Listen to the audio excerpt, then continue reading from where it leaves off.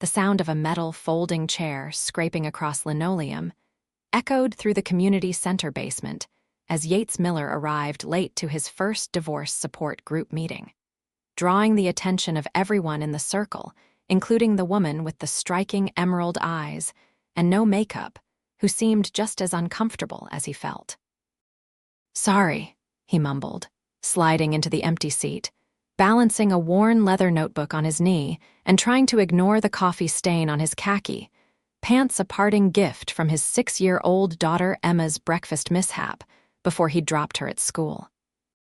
Yates had never imagined at 34 he'd be sitting in a circle of strangers discussing the dissolution of his 8-year marriage. But here he was, 3 months after signing the papers that made his divorce final. The group facilitator, a soft-spoken woman named Deanne with gray-streaked hair and kind eyes, nodded encouragingly. "We were just doing introductions. Would you like to share your name and perhaps why you're here today?" Yates cleared his throat. "I'm Yates Miller. My divorce finalized 3 months ago. I have a daughter, Emma.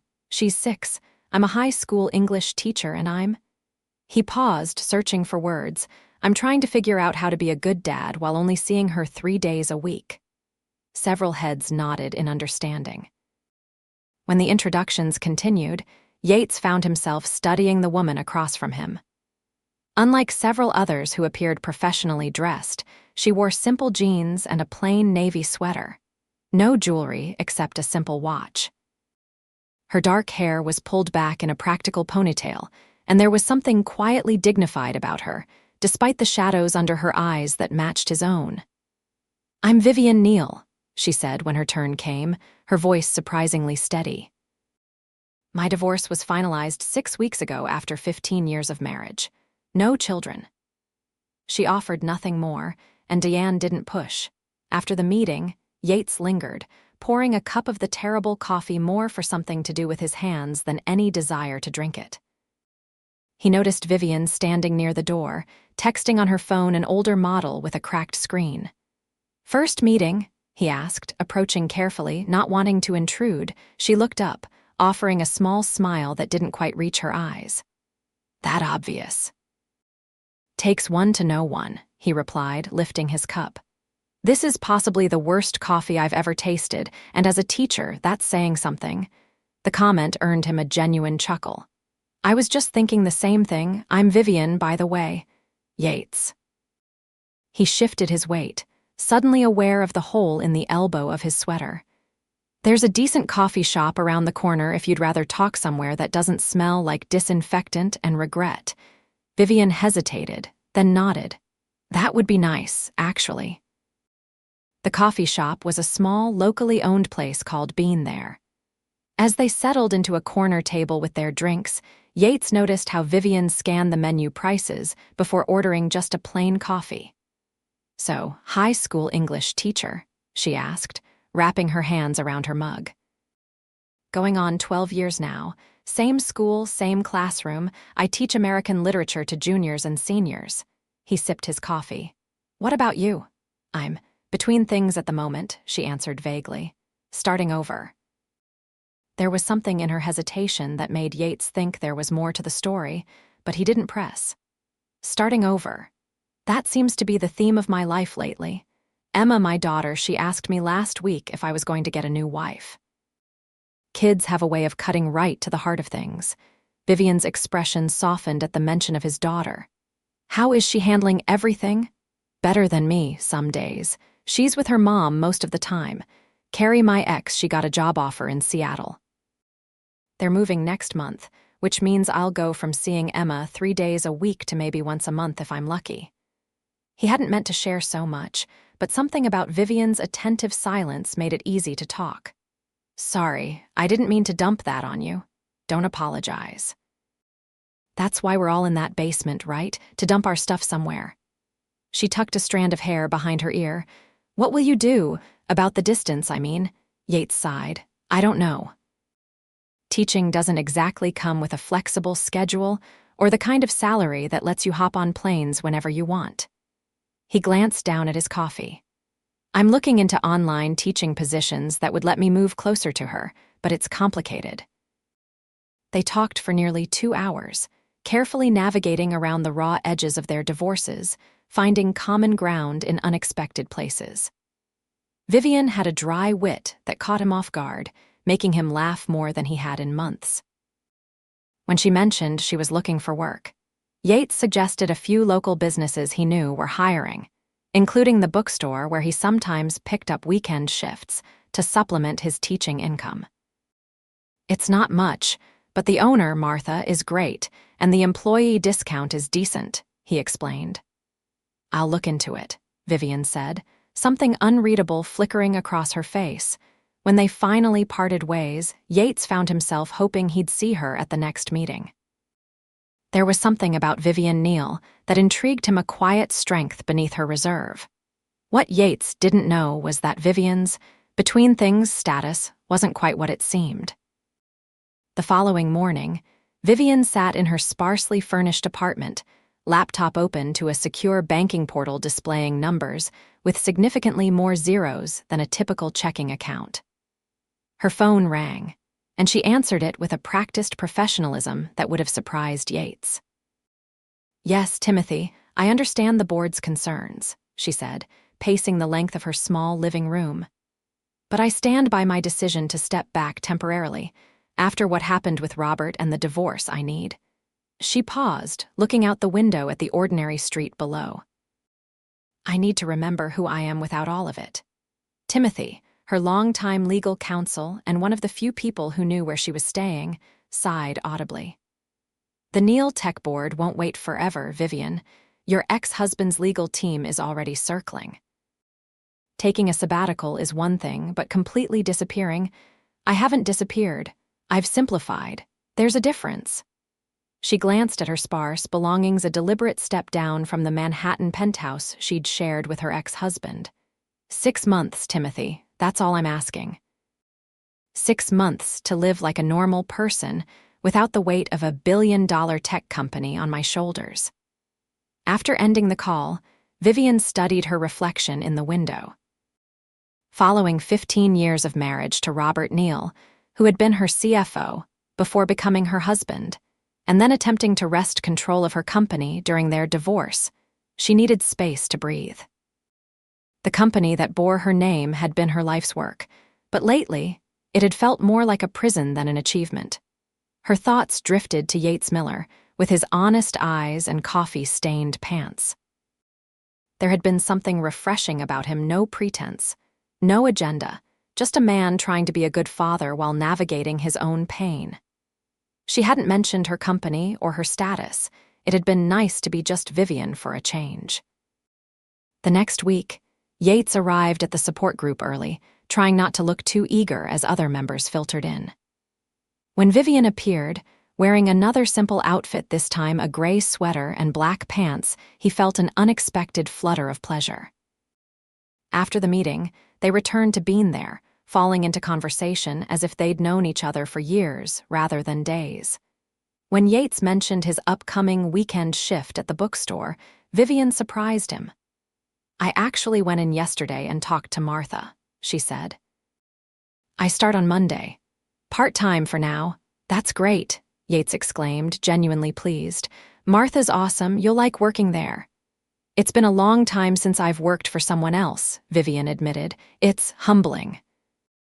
Over the next few weeks, their post-meeting coffee dates became a routine, gradually extending into occasional dinners and weekend walks in the park. Yates found himself looking forward to seeing Vivian more than he cared to admit. There was still so much about her that remained a mystery.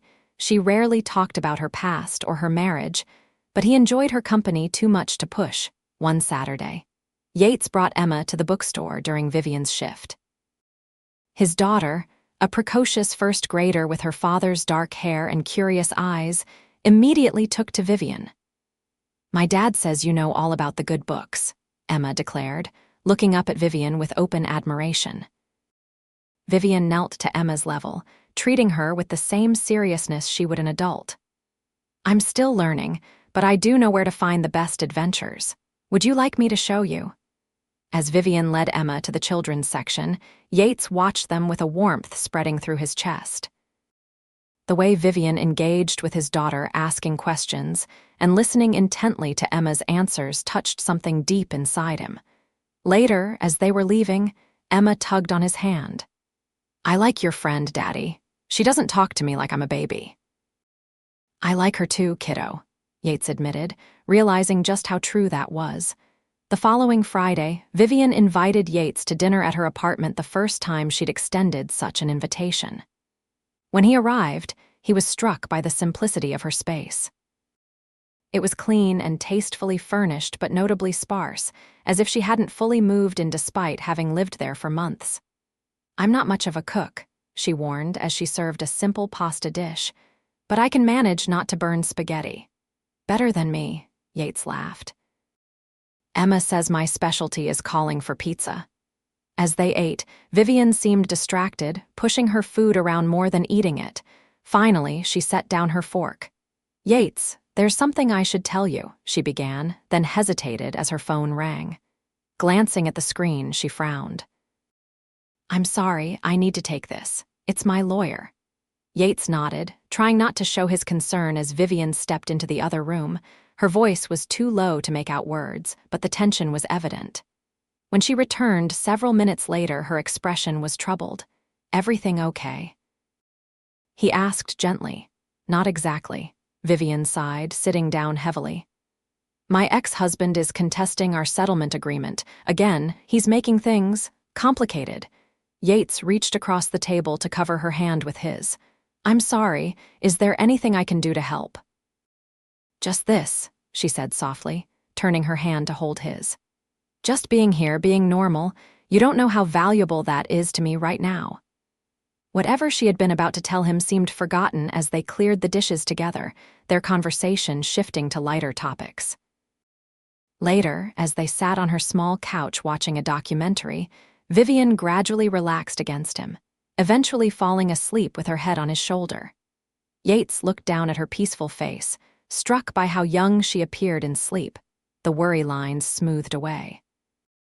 He carefully tucked a throw blanket around her, not wanting to wake her by moving, and allowed himself to drift off as well.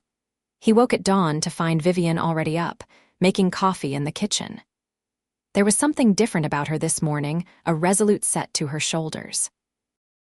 "I need to go out of town for a few days," she said without preamble. "Business I can't avoid any longer." "Of course," Yates nodded, trying to ignore his disappointment. "Everything okay?" "It will be," she said, handing him a mug. "When I get back, there are some things I need to explain." "About me, about my life before I came here." The cryptic statement lingered between them as they said goodbye, Yates heading home to prepare for a day with Emma. Something told him Vivian's explanation would change things between them, though he couldn't imagine how. 3 days passed with only brief text messages from Vivian. Then, on the 4th day, Yates was grading papers in his classroom after school when his phone buzzed with a news alert. His blood ran cold as he read the headline. Neill Tech CEO returns after mysterious absence, crushes ex-husband's takeover attempt.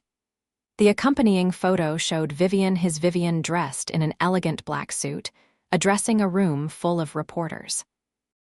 The article referred to her as tech mogul Vivian Neill, founder and CEO of Neill Technologies, estimated net worth $2.3 billion. Yates stared at his phone in disbelief. The woman who worked part-time at a bookstore, who worried about coffee prices, who drove a 10-year-old Honda was a billionaire. It didn't make sense. His phone rang. Vivian's name flashed on the screen. "I can explain," she said when he answered, her voice tight with anxiety. "I should have told you sooner." "You think?" Yates replied, trying to process the revelation. I don't understand, Vivian. Why the secrecy? Why work at a bookstore for minimum wage when you're worth billions? Can we meet, please?" The vulnerability in her voice cut through his confusion. "I'm back in town. The coffee shop in an hour." When Yates arrived at Bean there, he almost didn't recognize Vivian. She was dressed simply again jeans and a sweater, but there was a new confidence in her posture, a subtle shift that made her seem taller somehow. "Thank you for coming," she said as he sat across from her. I owe you an explanation. You could say that, Yates replied, more hurt than angry. I thought we were being honest with each other. Vivian took a deep breath. Everything I told you about my divorce was true. Robert and I were married for 15 years. What I didn't tell you was that I founded Neill Technologies before I met him. When we married, he became my CFO. Eventually, he convinced me to make him co-CEO. She explained how her ex-husband had manipulated company resources, how the divorce had become a battle for control of her life's work, and how she'd needed space away from the spotlight to regain her perspective. After the settlement, I needed to remember who I was without the company, without the money, without the pressure. So I came here, rented a normal apartment, got a normal job. Her eyes met his, pleading for understanding. Meeting you at that support group was the first real thing that had happened to me in years. You didn't want anything from me. You just saw me. Yates processed her words slowly. So everything, the bookstore job, the simple apartment, it was all what? An experiment in how the other half lives. No, Vivian said firmly. It was me trying to find myself again. The company, the money, it's not who I am, it's what I've created. These past few months living simply, working at the bookstore, meeting you and Emma, it's the most authentic I've felt in years. And now, you're back to being billionaire Vivian Neill, tech mogul. Yates couldn't keep the bitterness from his voice. Where does that leave us? That depends on you, she said quietly. I'm still the same person who loves old bookstores and terrible support group coffee. The same person who thinks your daughter is the most delightful human on the planet. The same person who's falling in love with an English teacher who wears sweaters with holes in the elbows. The word love hung between them, unexpected and weighty. I need some time to think, Yates finally said, standing. This is a lot to process. Vivian nodded, disappointment evident in her eyes but respecting his need for space. For the next week, Yates wrestled with his feelings. He missed Vivian terribly, but he couldn't reconcile the woman he'd grown to care for with the powerful CEO from the news. The distance between their worlds seemed insurmountable. Emma, with her child's perspective, was less conflicted when he carefully explained the situation. So Miss Vivian has a lot of money now. That's good, right? She can buy lots of books, his daughter reasoned over their Saturday breakfast. It's more complicated than that, Em, Yates tried to explain. Is she still nice? Does she still like me? Emma persisted. Of course she does. Do you still like her? Yates sighed. Yes, very much. Then what's the problem, Daddy? Emma asked, her 6-year-old logic cutting through his confusion. Later that day, Yates found himself driving to Vivian's apartment, Emma's words echoing in his mind. When Vivian answered the door, surprise and hope flashed across her face. I've been thinking, Yates said without preamble, and I have questions, a lot of them.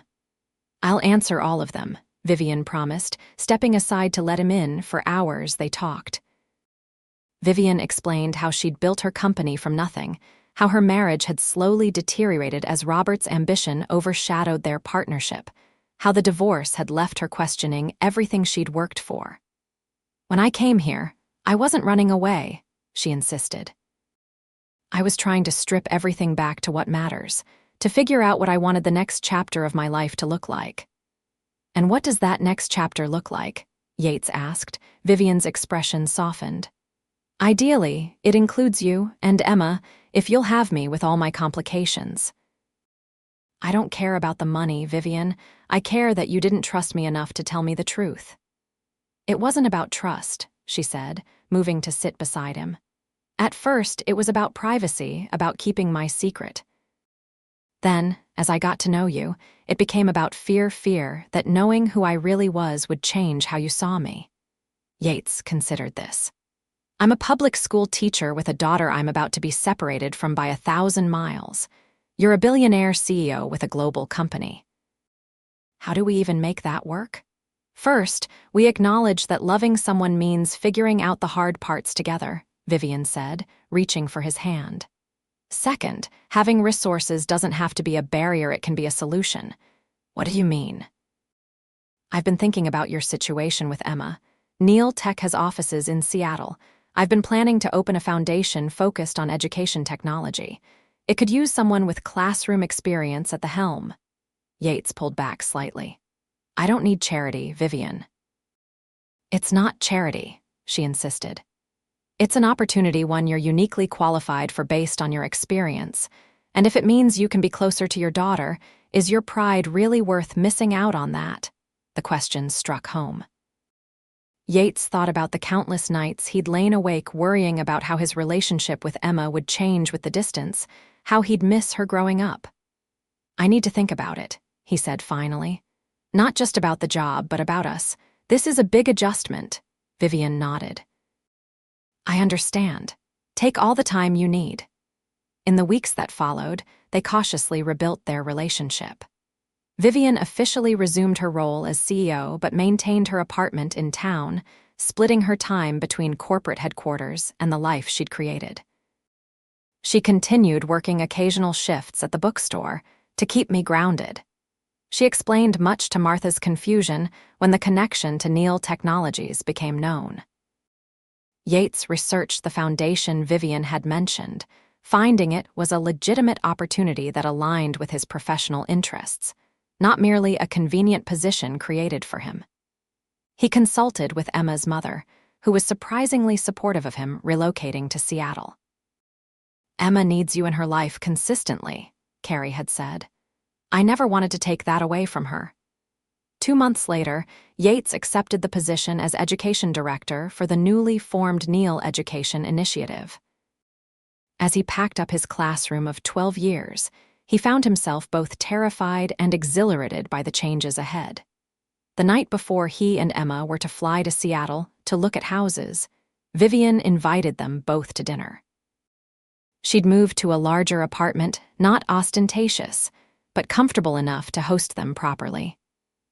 Emma was delighted by the guest room Vivian had prepared especially for her, complete with a bookshelf stocked with age-appropriate adventures. After Emma had gone to bed, Yates and Vivian sat on her balcony looking out at the city lights. Are you sure about this? Vivian asked quietly. Moving your whole life, taking on this new role? I'm sure about being there for Emma, Yates replied. The rest, I'm figuring it out as I go. But I'm excited about the foundation's work. It feels like I can make a difference on a scale I never could in just my classroom. Vivian took his hand. And what about us? Are you sure about that part too? Yates turned to face her fully. When we met in that support group, we were both starting over, both hiding parts of ourselves. You were hiding your success. I was hiding how terrified I was of losing my connection with Emma. But somehow, in all that mess, we found each other. He pulled a small box from his pocket. I'm not proposing not yet, but I wanted you to have this. Inside was a simple silver key. It's symbolic for now, he explained. A promise that wherever I end up living in Seattle, there will always be a place for you, a key to my life, my heart, my future. Tears welled in Vivian's eyes. I never expected to find you, Yates Miller. When I walked into that support group, I was just trying to survive my past. I never imagined I'd find my future. We're both starting over, he said, drawing her close, but this time we're doing it together. 6 months later, Yates was settled in Seattle, living in a comfortable home just 15 minutes from Emma's school. The Neill Education Initiative was thriving under his leadership, developing innovative programs for underserved schools. Emma split her time between her parents' homes, thriving with the stability of having both parents nearby. Vivian had restructured her company to allow her to work primarily from the Seattle offices, flying to New York only when necessary. She and Yates had fallen into a comfortable rhythm, their relationship deepening as they navigated their new reality together. One evening, as they prepared dinner in Yates' kitchen while Emma did homework at the dining table, Vivian looked around at the domestic scene with a sense of wonder. A year ago, I was sitting in a divorce support group, pretending to be someone I wasn't, she mused. If you had told me then that I'd find this kind of happiness, I would never have believed it. Yates smiled, pulling her into his arms. Sometimes the best new beginnings come from the worst endings. Emma looked up from her homework, observing them with approval. Are you guys going to get married? Jenny at school says her mom and stepdad got married, and now they're having a baby. Vivian and Yates exchanged amused glances. One step at a time, kiddo, Yates laughed, though the idea warmed him more than he expected. Later that night, after Emma was asleep, they sat on the back porch swing, talking about the future, a future that, despite all odds and complications, they were building together. I've been thinking, Vivian said, nestling against his side, about what Emma said about marriage. Oh, Yates tried to keep his tone casual despite his racing heart. I think she might be onto something. Vivian turned to face him, her expression serious. I know it hasn't been that long, but when you know, you know, and I know I want to build a life with you, Yates. Even with all my teacher cardigans and complete lack of business acumen, he teased. Especially because of those things, she replied. You keep me grounded in what matters.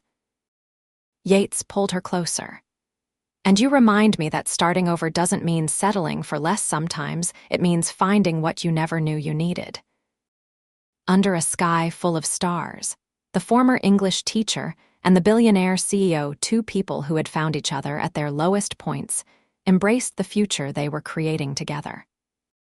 Not because of their differences or in spite of them, but because at their cores, they recognized in each other the same fundamental truth. That love, when it's real, doesn't see bank accounts or job titles, it sees only possibility. And sometimes, the most genuine connections form in the most unexpected places, like a folding chair in a support group, where two people came to heal from their pasts and accidentally found their future instead.